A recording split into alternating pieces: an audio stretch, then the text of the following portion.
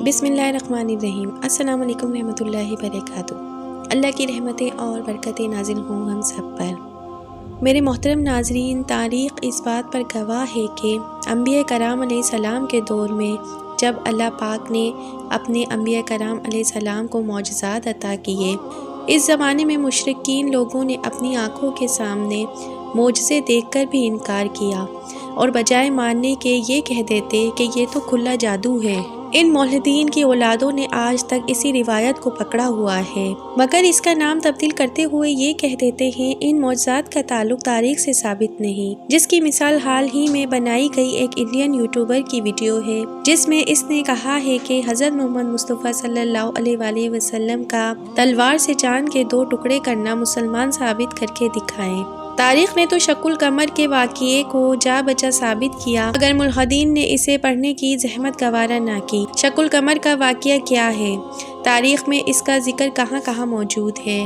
اللہ پاک سورہ قمر کے اندر بیان فرماتے ہیں قیامت آ گئی اور چاند پھٹ گیا، اور اگر وہ کوئی معجزہ دیکھ لیں تو اس سے منہ موڑ لیں اور کہیں کہ یہ تو ہمیشہ سے چلا آ رہا ہے، یہ ایک جادو ہے۔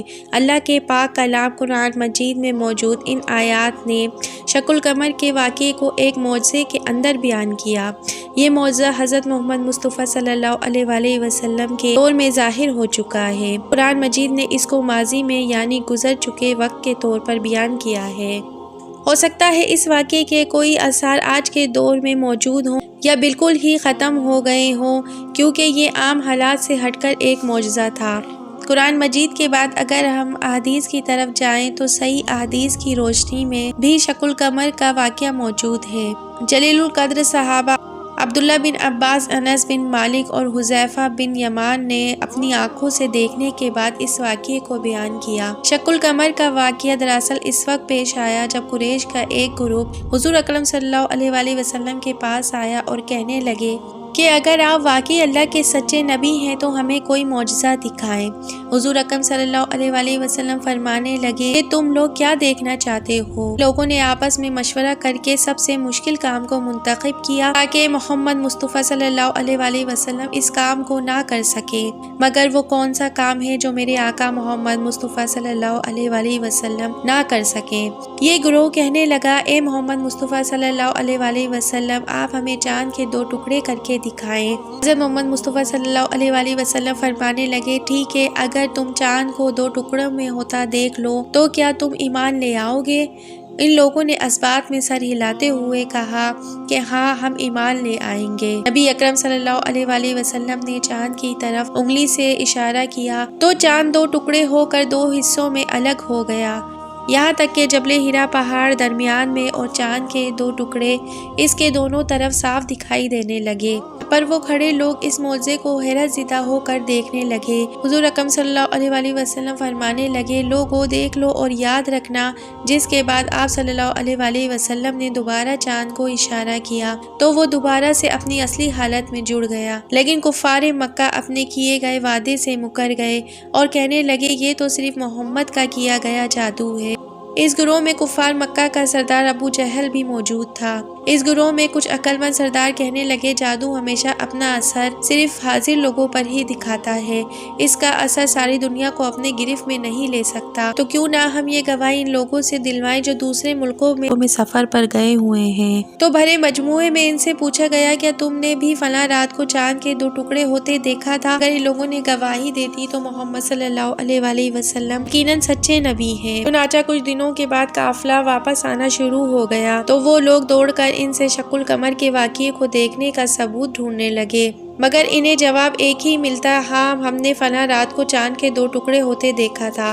قریش کے ہتھے جب کوئی ثبوت نہ لگا تو آخر ان لوگوں نے اپنے جانب سے ہی ایک طول دی اور کہا کہ یہ جادو اصل میں پورے آسمان پر کیا گیا تھا، جس نے پوری دنیا کو اپنے لپیٹ میں لے لیا تھا۔ اس واقعے کے بعد کچھ لوگ تو رسول اللہ صلی اللہ علیہ وآلہ وسلم پر ایمان لے آئے، مگر اکثریت کفار ہی رہی۔ انہی کفار کی اولادوں، منکرین اور ملحدین کے آنے والی نسلوں نے بھی اس واقعے کو جھوٹا ثابت کرنے کی بہت کوشش کی۔ نکتہ ان ملحدین کا بھی یہی تھا جو ان کے آباء و اجداد نے چاند کے 2 ٹکڑے ہوتے ہوئے بھی دیکھ کر کہا تھا کہ اگر آج سے 1400 سال پہلے چاند کے 2 ٹکڑے ہوئے تھے تو اسے دوسرے شہروں میں کیوں نہیں دیکھا گیا، جس کا پہلا ثبوت تو رسول اللہ صلی اللہ علیہ وآلہ وسلم کے سخت مخالف قریش مکہ کے وہ قافلے والے جنہوں نے چاند کے 2 ٹکڑے ہوتے دیکھا، اس بات کا اعتراف کیا کہ ہاں ہم نے واقعی چاند کے 2 ٹکڑے ہوتے دیکھے تھے، جس کا ثبوت احادیث میں بھی موجود ہے۔ دوسرا یہ کہ ہر ذی شعور شخص اس بات سے آگاہ ہوگا کہ جب طلوع چاند کا وقت ہوتا ہے تو کئی ممالک میں دن کا وقت ہوتا ہے یا آسمان پہ کالے بادل چھائے ہوئے ہوتے ہیں، گھٹا بادل چاند ستاروں کو اپنے پیچھے چھپا لیتے ہیں، لہٰذا اس وقت چاند کو شق ہونے کا منظر صرف انہی لوگوں نے دیکھا ہوگا جن کے ہاں رات ہوگی، آسمان صاف ہوگا اور وہ چاند کی جانب دیکھ رہے ہوں گے۔ جن دوسرے ممالک میں لوگوں نے شق القمر کے اس واقعے کو دیکھا تو انہوں نے اس واقعے کی نہ صرف گواہی دی بلکہ اسے دستاویزات میں بھی محفوظ کر لیا تھا۔ انڈونیشیا مالابار کے بادشاہ نے جب چاند کے 2 ٹکڑے ہوتے ہوئے دیکھے تو اس واقعے کو ایک دستاویز میں لکھنے کا حکم دے دیا، اس کا ثبوت آج بھی موجود ہے، اور اس بادشاہ کا نام چکرورتی فارمز تھا۔ چیرا من پیلومل جنوبی ہند کے راجا نے بھی اپنے محل سے چاند کو 2 حصوں میں تقسیم ہوتے دیکھا تھا، جس کے بعد ان دونوں بادشاہوں نے اسلام بھی قبول کر لیا تھا۔ ہندوستانی آلور کے مجسموں میں سے آج بھی ایک ایسا مجسمہ موجود ہے جس پر یہ تحریر لکھی گئی ہے کہ اس مجسمے کو اس وقت بنایا گیا جب چاند 2 حصوں میں تقسیم ہوا تھا۔ ان تمام واقعات اور معجزات کے تمام ثبوت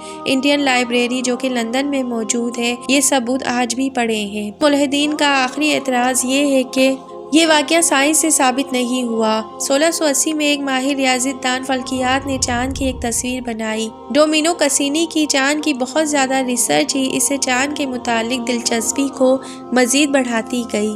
اس نے چاند کو دیکھتے ہوئے جو تصاویر بنائی اس کے درمیان میں ایک لکیر کھینچ دی، جس کا مطلب اسے خود بھی نہیں پتا تھا۔ یہی وہ پہلا ثبوت تھا جو پہلی بار کسی سائنسدان نے پہلی بار پیش کیا تھا۔ اس واقعے کو جب 200 سال کا عرصہ بیت گیا تو ناسا کے سائنسدانوں نے چاند کی ایک تصویر جاری کی۔ 200 سال بعد اس تصویر کا موازنہ جب کسینی کی بنائی ہوئی تصویر سے کیا گیا تو دونوں میں ایک جو چیز تھی وہ مشترکہ پائی گئی، وہ تھی لکیر۔ چنانچہ اب سائنسدانوں کو اس لکیر نے مزید نئی کھوج کا راستہ دکھا دیا۔ قرآن مجید میں بھی واضح طور پر لکھا گیا، اللہ پاک فرماتا ہے، تحقیق کرو میری تخلیقات میں، اسی میں نشانیاں ہیں عقل والوں کے لیے۔ 1969 کا سال جب ناسا نے اپولو 10 کو بھیجا تو یہ انتہائی نزدیک سے چاند کی تصویر حاصل کرنے میں کامیاب ہو گیا، جس میں کھینچی چاند کی وہ لکیر زیادہ نمایاں نظر آ رہی تھی۔ سائنسدانوں کی مزید ریسرچ نے یہ ثابت کرنا شروع کر دیا کہ چاند کی سطح مزید اس لکیر کی جانب کھینچی چلی جا رہی ہے۔ چاند مسلسل اس لکیر کو بھرنے میں مصروف عمل ہے۔